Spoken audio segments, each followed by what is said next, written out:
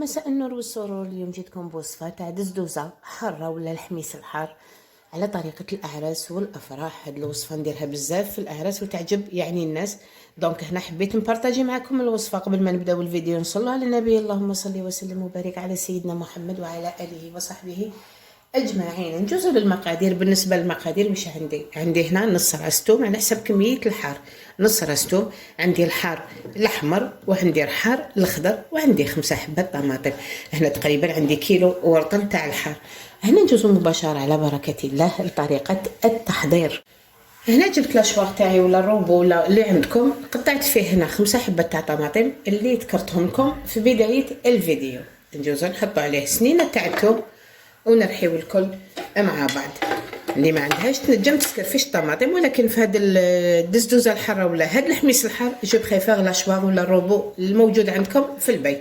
نبداو هنا بسم الله على بركه الله.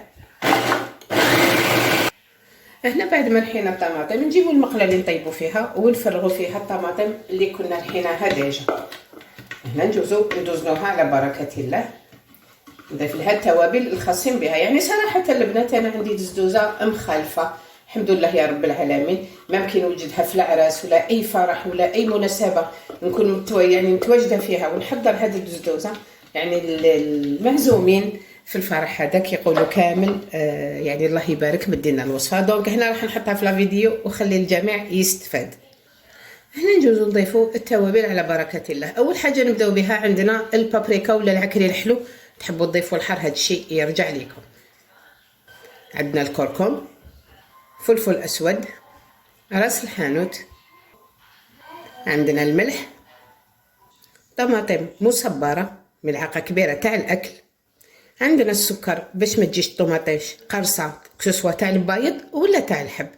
هنا نجوزو نضيفو الزيت. بالنسبه للزيت ضيفوا كميه لاباس بها باش تجيكم شويه مزيته بهذا الشكل. نخلطوا الكل وندوه فوق النار تتقلى لنا بدون اضافه الماء. ما نضيفوا لها حتى ولو كميه ماء. فهمتوا البنات؟ يعني الطوماطيش راح تطلق معها والحار راح يطلق معها. دونك هنا نخلطوا الكل مع بعض نحطوها فوق النار اون اتوندون نرحيو الحار تاعنا. هنا البنات نجوزو للحار. بالنسبه للحار اذا كنتوا في فصل الشتاء وكاين الحار الاخضر فقط استعملوا الحار الاخضر فقط. كي نكونوا في الفصل تاع الصيف، هنا بدايه الصيف، يعني يكون الحار الاحمر بكثره بنتو تحفه. في هذا الحميس الحار ولا الدزدوزه الحاره راح يبان لكم مذوق بزاف بزاف رائع. هنا قطعتوه به بالزريعه تاعو، ما نحيتلوش الزريعه ونجوزو نرحيوه في لاشواغ. كي تكونوا ترحوا فيه البنات ماشي تحكموا كيما نرحيو الطماطم، لا نرحيو هكذا وحبسوا باش تتحصلوا على تقطع شباب. انا نرحي كامل الكميه اللي عندي ونكملوا بقيه الوصفه. هنا بعد ما رحينا الكميه تاع الحار كامل، النتيجه اللي تحصلنا عليها هذه هي البنات. شوفوا ان ميلونج بين الحار الاخضر والحار الاحمر. نجوزو هنا نضيفوا هذا الحار في صلصه الطماطم اللي وجدناها مع بعض. بالنسبه لصلصه الطماطم هذه هي هنا كما نقولوا احنا بالعاميه تاعنا تكتك بالعقل. نجوزو نضيفوا الحار هنا بدون اضافه الماء البنات. دوك الحار يطلق الماء تاعو ويطيب في الماء تاعو ونتحصلوا على حميس ولا دزدوزه يعني سبيسيال عراسي. هذيك في العراس ما يشويوش الحار ولا يقليوه، يديروه بهذه الطريقه. دوك تشوفوا النتيجه تاعها ما شاء الله. هنا نفرغوا كل شيء واش كاين في الباسينه لا للتبدير، يعني لا تحت شعار لا للتبديل. احنا نخلوها نعاودو نغطوها نخلطوها بيان مع صلصه الطماطم ونخلوها تطلق الماء تاعها حتى تنشف. يعني دوك تشوفوا القوام اللي لازم نتحصلوا عليه.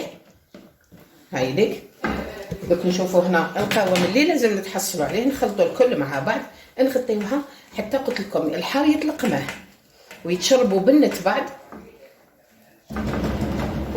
بنة بعض وتشوفوها بعد ما تطيب. النار اللي درتها هذه هي، شوفوا البنات نار قليله ماشي تقويو لها النار وتنشف وما يطيبش الحار. دونك هنا خلوها على نار قليله يطلق الحار الماء ديالو يطيب في ماء ينشف ونتحصلوا على النتيجه ولا اروع. دوك تشوفوها في نهايه الفيديو.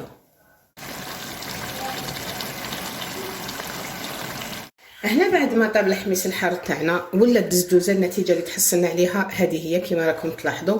شوفوا يعني لاصوص ما كاش كامل نخلو فيها ولا قطره. هنا جبنا لي زاسيات اللي نقدموا فيهم في العراس. حبيت نمد لكم طريقتي في كل حاجه. ندنيو هنا شويه لاكام جوست باش تشوفوا بيان. نجيبوا لاسيات الصحن تاعنا، هادو هما اللي نقدموا فيهم في العراس. نجيبوا هنا كميه تاع الحميص، ما تكتروش باش ما يفسدوا لكم، سورتو كي تكون عندكم وليمه. ونبداو نمشوا فيها هكذا بهذه الطريقه. شوفوا البنات هكذا، شوفوا لاصوص ما كاش كامله، كاين الحار فقط. البنه اللي فيه واش نقول لكم، يعني ما شاء الله تحفه. هنا بعد ما مشيتها بهذه الطريقه نديروا فيها عفوا زوج حبيبات زيتون، وهذا الشيء اختياري. هنا دوك نمد لكم زوج كيلو تاع حار مع كيلو تاع طماطم. نديروا هنا شويه زيت زيتون هكذا كما راكم تلاحظوا. هنا زوج كيلو تاع حار انا درته، يعني الله يبارك الله يبارك قابلي 200 بنادم، باسكو حار هذا كيما نقولوا حنا تبناج ماشي راح ياكلوا يشبعوا. دونك هنا زوج كيلو حار مع كيلو طوماطيش، يعني الله يبارك دار لي وكل لي 200 شخص باش تكونوا عارفين. بالنسبه للسعر تاعهم اللي تحب تخدم من العراس هاد الدزدوزه الحاره ولا هاد الحميص الحار، تحسب سعر الطماطم، السعر تاع الحار، الثوم، الزيت، وتزيد حقيدها. كل وحده وكيفاش تحسب حقيدها، هاد الشيء يرجع لكم. دونك هنا احسبوا كلش مع حقيدكم والله يربح ويساعد كل يعني كما نقولوا احنا وحده مبتدئه ولا حابه تبدا مشروع، ولا يعني هذا ثاني مشروع مربح. دوك بحول الله تعالى نديروا في الصحن وتشوفوه بحول الله تعالى في صحن التقديم. هنا البنات بعد ما شفتوا معايا الوصفه من الالف للياء، اعطيت لكم وصفه تحفه يعني خاصه بالاعراس والمناسبات وحتى لحياتكم اليوميه، سورتو اللي يعني الاهل تاعهم يحبوا الحار، الازواج تاعهم كاين بزاف اللي طلبوها مني. دونك هنا بارطاجيت معكم الوصفه. هنا البنات للامانه فقط كي تحبوا تخزنوها تشد لكم حتى العام في الكونجيلاتور، ولكن قبل ما تخبوها في الكونجيلاتور شوفوا انا واش درت لها. هنا غمرتها بالزيت كما راكم تلاحظوا. هنا شوفوا غطيت لها كامل الوجه تاعها بزيت زيتون ولا زيت سونغو الموجود عندكم في البيت، باش ما الوجه تاعها ما يخليش الهواء يدخل. هذاك الزيت راح يحافظ لكم عليها. هنا تقدروا تقسموها في لي بواط كما تقدروا ديروها في اون بواط هكذا، سورتو كي يكونوا كالين الحار. دونك هنا بهذه الطريقه راح تستحفظوا بها. المغرفه اللي تجبدوا بها ما تذوقوش بها وتعاودوا ترجعوها، تجبدوا حطوا في صحن وكولوا. هنا شفتوا لي كيفاش درت انا البنات، صراحه درت هنا تقريبا مغرفه ونص فقط وتمشيوها في الصحن. درت لها زيت زيتون، زينتها بالزيتون كما راكم تشوفوا. ان شاء الله تكون لحقتكم الوصفه يعني بجميع اسرارها، نتيجتها تحفه. نشفناها من الماء، كي تنشفوها من الماء راح تضاين لكم تقعد وما تفسدش. هذاك اللاصوص هو اللي يفسد هذه الدزدوزه. تحبوا ديروها في لي بواط تاع الزجاج، يعني لي بواط تاع الزجاج ما نقدروش نكونجيليوهم. دونك هنا لازم اون بواط تاع البلاستيك، هكا اون بواط مونجي تكون اون بلاستيك باش تنجموا تكونجيليوها. قلت لكم تنجم تشد لكم حتى العام.